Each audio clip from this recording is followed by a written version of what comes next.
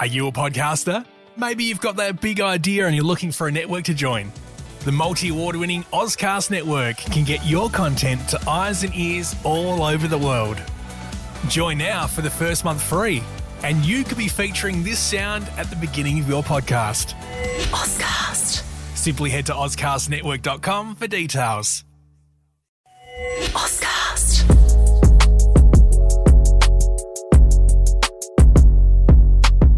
Welcome back to another episode of Just Podding Around. I'm your host, Reese Williams, and today we're talking about one of the most dangerous and iconic matches in WWE history, the Elimination Chamber.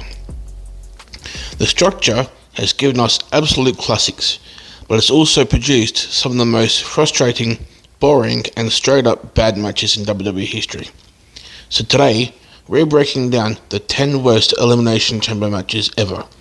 Matches that either suffered from bad booking, awful pacing, botches, or just downright lack of effort. Let's get started. At number 10, we have the Women's Elimination Chamber match from Elimination Chamber 2023 for a WrestleMania title shot. And here's why it sucked. Completely predictable outcome. Felt more like a standard Raw match than the brutal chamber bout. Zero drama or suspense. This match determined who would face Bianca Belair for the Raw Women's Championship at WrestleMania 39. While the idea sounded solid on paper, WWE failed to make the match exciting. In this match we had Asuka, Carmella, Raquel Rodriguez, Natalya, Nikki Cross and Liv Morgan. There was no major spots or extreme moments. Nikki Cross had one decent dive off the pod, but that was about it. Carmella, being the last one eliminated, made it obvious Asuka was winning. Nobody believed Carmella could main event WrestleMania. Raquel Rodriguez was presented as a powerhouse, but didn't dominate as she should have. Liv Morgan, getting eliminated too early, despite being a fan favourite, killed any tension. While not an outright disaster, this match was boring and predictable. Unlike great chamber matches with twists and high-stakes action, this one felt like a standard TV match dragged out inside a steel structure. At number 9, we had the SmackDown Elimination Chamber match from No Way Out 2009. The match had no drama as WWE predictably put the belt back on Triple H. Vladimir Kozlov was heavily featured and the crowd despised him. The final stretch was solid, but everything felt before it was forgettable. We had Edge, who was a champion. We had Jeff Hardy, we had Vladimir Kozlov, Big Show, The Undertaker, and Triple H. Edge was shockingly eliminated first. This was a great swerve, but it led to a predictable match afterward. Kozlov was unbearable to watch, and slowing the match to a halt with weak offense. The Triple H vs Undertaker final sequence was strong, but the rest of the match was forgettable. At number 8, we've got the Intercontinental Championship match from 2015. It was one of the worst choreographed chamber matches ever. The pods malfunctioned, there was zero chemistry between the competitors, and the Mark Henry botch completely messed up the flow of the match. Barrett was eliminated early, despite being the match's biggest heel. Mark Henry's pod door broke open early, leading to an awkward sequence. And Ryback's win felt forced and resulted in a forgettable title reign. In this match we had Dolph Ziggler, King Barrett, R-Truth, Mark Henry, Sheamus and Ryback. Next up we've got the Elimination Chamber from 2012 on Raw. It had no drama, everyone knew Punk was going to win. The comedy spots made the match feel unimportant. Jericho got eliminated without even being pinned. In the match we had CM Punk, who was a champion, Chris Jericho, The Miz, Ziggler, Kofi and R-Truth. Chris Jericho was eliminated after a weak-looking kick via doctor stoppage. The Miz, being the final challenger, killed all suspense, and Punk's win felt anticlimactic.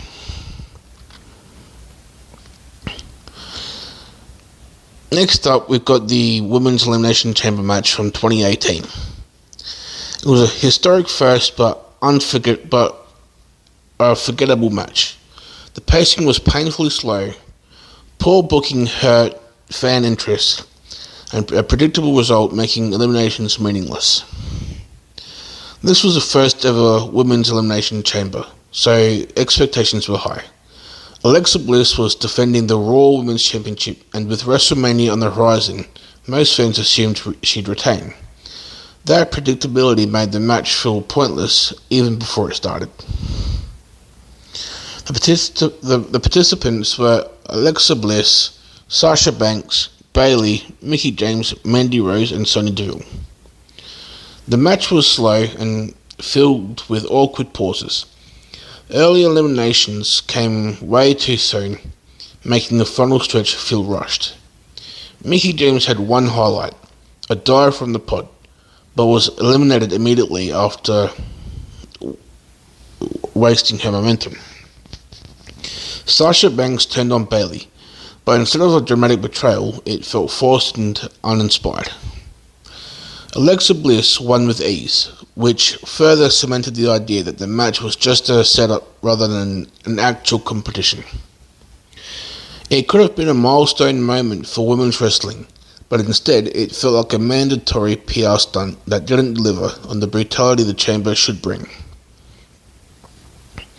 Next up, we've got the 2003 SummerSlam match for the World Heavyweight Championship. Triple H was injured and barely did anything.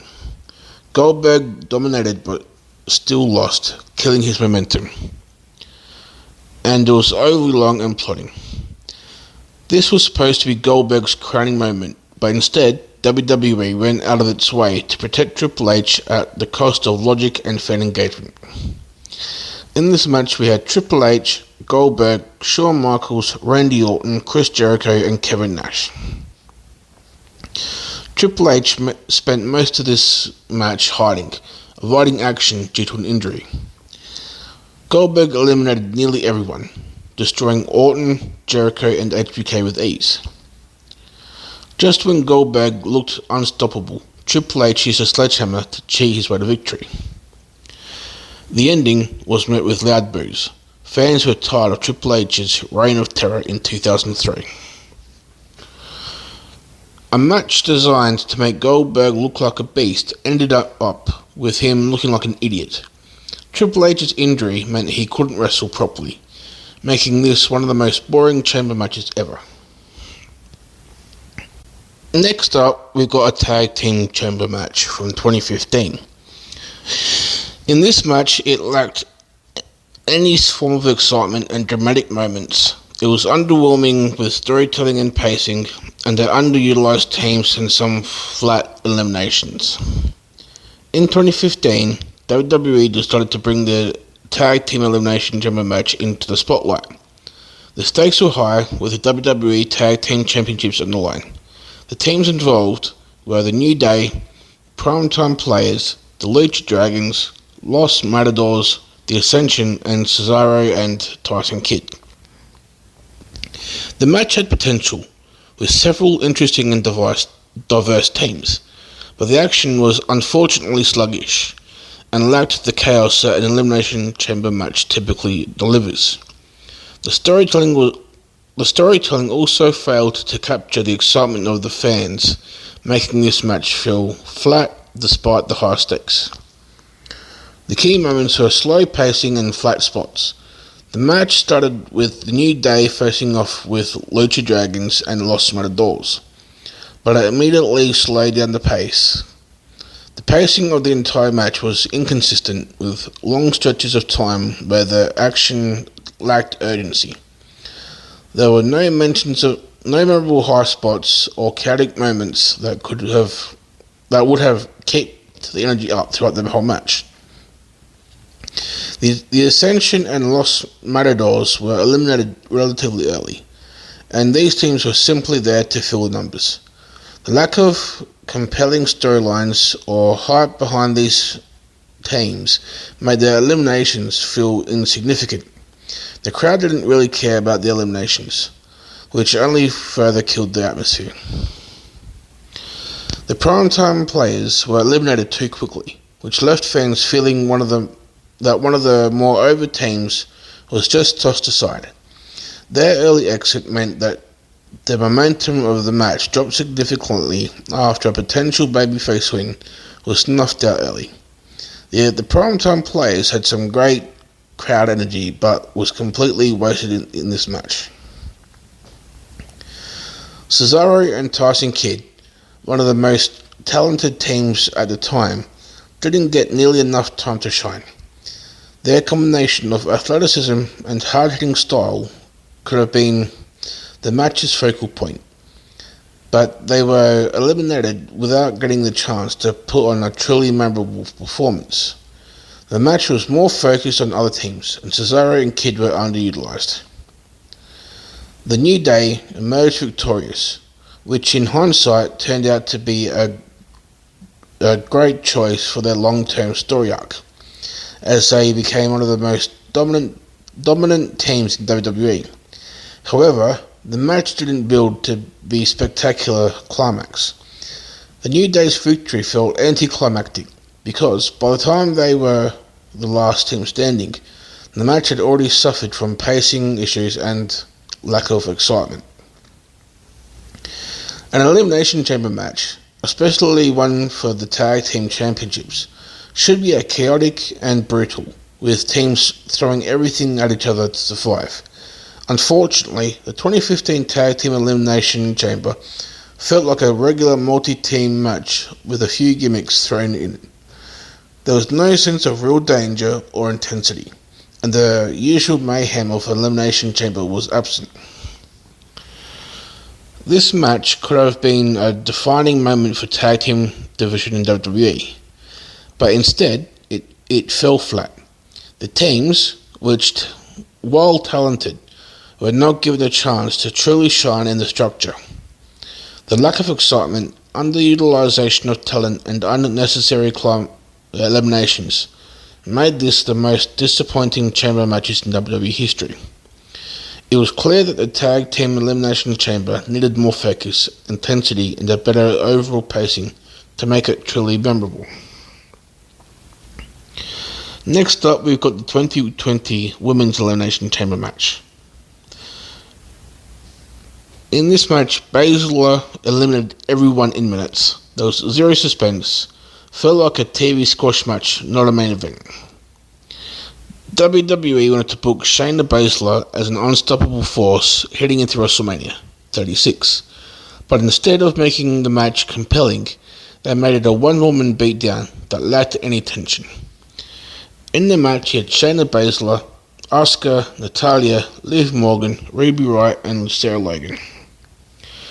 Baszler stood around waiting for pods to open.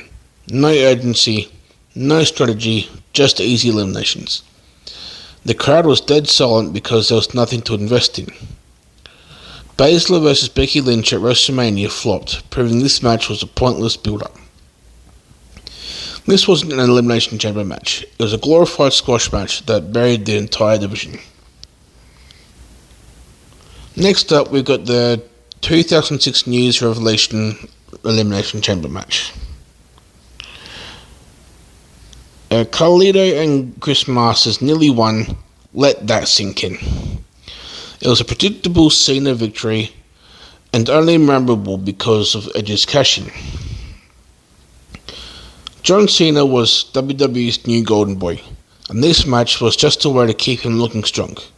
Except WWE weirdly booked Carlito and Chris Masters as the final threats. In the match you had John Cena, Kurt Angle, Shawn Michaels, Kane, Chris Masters and Carlito. And on commentary, they made it known throughout the whole match that it was Chris Masters' birthday. Kurt Angle was eliminated in minutes. the crowd was deflated. Carlito and Masters eliminated Kane, then Carlito turned on Masters. Cena won, but Edge cashed in Money in the Bank right after saving the show. Without Edge's cash in, this match would have been even worse. And at number 1, we've got the Extreme Elimination Chamber match from December to Dismember 2006. This match lacked any kind of star power. The Chamber was gimmicked poorly and didn't have the brutal energy it promised. And there was a lot of filler and awkward pacing, leaving fans confused and uninterested. The Extreme Elimination Chamber was supposed to be a major spectacle at WWE's December to Dismember 2006 pay-per-view, a show featuring the brand new ECW faction, which was supposed to be hardcore, edgy, and an alternative product. The Chamber match itself was hyped as an extreme version, with weapons added inside the pods and around the structure. The stakes were high. The ECW World Heavyweight Championship was on the line, and WWE wanted to bring the extreme atmosphere from the original ECW promotion into the mix. However, this lackluster Chamber match failed to deliver on every level. The participants were Bobby Lashley, RVD, Big Show, Test, Sabu, and CM Punk. While the talent in the match had potential, the match itself was a mess, from start to finish, leaving fans disappointed.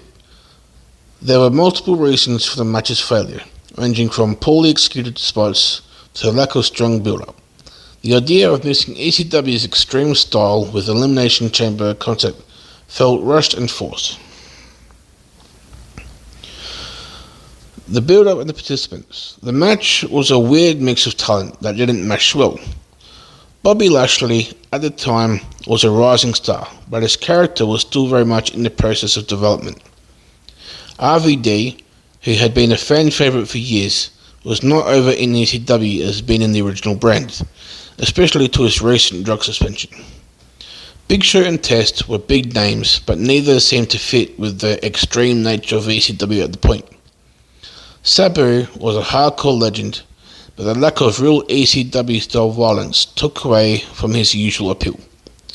CM Punk, the darling of ECW's revival, was still in the early stages of his rise to the top and was underused in this match.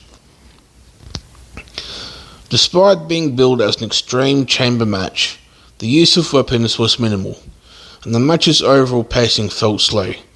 The gimmicked elements such as chairs, tables and chains inside the pods were there, but there was no real intensity in the execution. The whole idea of the match being extreme was lost in translation. For example, Big Show at one point threw Bobby Lashley into a table inside the pod, but it just felt like an ordinary spot rather than something revolutionary or memorable. The pacing was off from the start. Sabu was eliminated quickly by Test, which was incredibly anticlimactic for a man who was one of the faces of ECW's original brand. RVD didn't have much to do with the match, and his performance felt lackluster. CM Punk was eliminated quickly after a few minutes, which disappointed fans who had hoped for him to showcase his skills and represent the future of ECW. The Big Show Lashley sequence was meant to be their big draw, but it never felt like a defining moment. Big Show's dominance was undercut by his slow-moving style, and Lashley's lack of experience in carrying a match at that level showed. The match lacked any true momentum. In the end, Bobby Lashley defeated Big Show in a short and unspectacular final. Lashley's victory was seen as inevitable, but it didn't feel like a massive accomplishment or breakthrough moment. It was like a rushed conclusion to a match that didn't live up to the hype. The lack of strong emotional payoff from the crowd made the entire match feel like a huge missed opportunity. The crowd was dead throughout the match. and that says it all. A big chamber match, especially one with the ECW title on the line, should have been a raucous spectacle, but the lack of excitement and drama left fans disinterested. Even the extreme gimmicks couldn't save the match from feeling dull. Despite having some major names and an interesting premise, the Extreme Elimination Chamber failed in every department. The match lacked the brutal intensity promised by its gimmick, had slow pacing, and was filled with unnecessary eliminations. WWE ultimately mishandled the ECW brand at the time, and this match became a symbol of that failure. Instead of a chaotic, memorable brawl, fans were left with a lackluster, watered-down version of an Elimination Chamber match. The Extreme Elimination Chamber from December to Dismember 2006 is considered by many to be the worst Elimination Chamber match ever, because it promised so much but delivered so little. It featured a poor mix of talent, lacked the violent energy ECW fans expected, and had a finish that felt more like a formality than a crowning achievement. It's a perfect example of a match that didn't live up to its billing and left fans wondering why they bothered watching in the first place. It also led to the downfall of Paul Heyman's run in WWE at the time. And that wraps up today's episode of Just Podding Around. We've broken down the worst Elimination Chamber matches in history, and trust me, those are some of the matches you'll want to forget. If you would agree, disagree, or have your own picks for worst chamber matches, let me know. I'd love to hear your thoughts. Don't forget to follow, subscribe, and leave a rating if you enjoyed this episode. If you want to get more involved, consider joining the Patreon community, where you can get access to exclusive content, behind the scene looks, and help shape future episodes. I'll be back next time counting down the best Elimination Chamber winners and the best Elimination Chamber matches. And there'll be more wrestling talk, deep dives, and maybe a few surprises. Until then, take care, stay safe, and always keep podding around.